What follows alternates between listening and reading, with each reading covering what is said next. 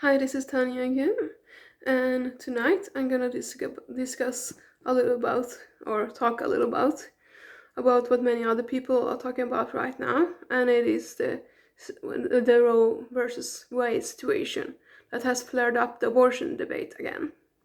And I am going to speak a little bit about the groups that are not often recognized or even talked about, even ever talked about, almost ever talk about when we speak about this issue. They they yeah they many journalists, many people in big media channels pretend that those groups of people do not exist, and for me that is very, very sad. And I'm gonna discuss a little bit about these ignored groups of people because I simply want to give them a voice too. Number one, the women that regret their abortions. There are plenty of women who regret their abortions. If you don't believe me, all you have to do is visit theabortionmemorial.com. You can always Google it. You just simply have to write abortion memorial. Then you can see how much pain abortions can cause to many women who suffer and feel guilty and regret for what they have done. And they exist. Many of them have been pushed by family members to do it. So it's rarely it is only the woman who gets to decide. They often have partners and other family members, who push them to do the abortion. And those group of people exist too. And of course, there are always those men who want to become fathers but never had a saying. And every Father's Day they grieve and think about the children they could have had, but they never have the chance to have because their girlfriends or spouses decided to do abortions. They are suffering too, because they really wanted the children. Some even have offered support, which is not taken for granted in these times, because many people are selfish. So it's very sad that men's emotions are not recognized so often, because they are also the parents, not only the mothers. And of course, there are women who get raped and they decide to keep the baby.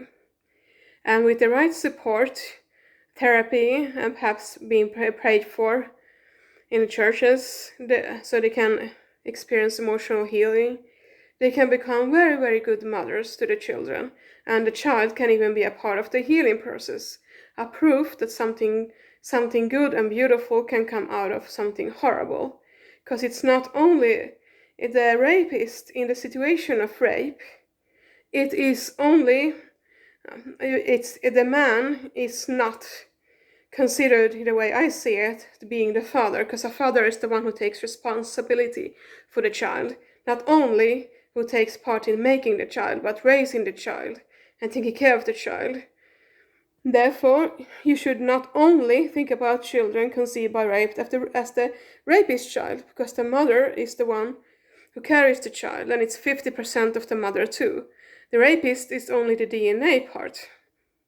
So I just thought I would share about those group that have so often been ignored, not at least in Sweden, where abortion right is seen almost as untouchable and holy, or no, even holier than they see God is, because many of them don't even believe in God, because Sweden is one of the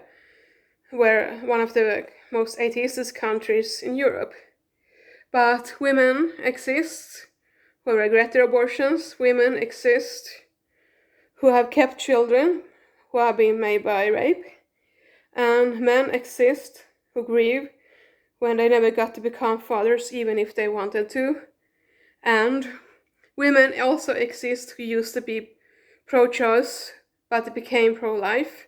Some even only got to get pregnant once, but after abortion complications came and they never got to have another chance to get pregnant. Not everybody ever gets pregnant more than once or twice. It's not something that should be taken granted. So I simply wanted to share a little bit about those groups of people.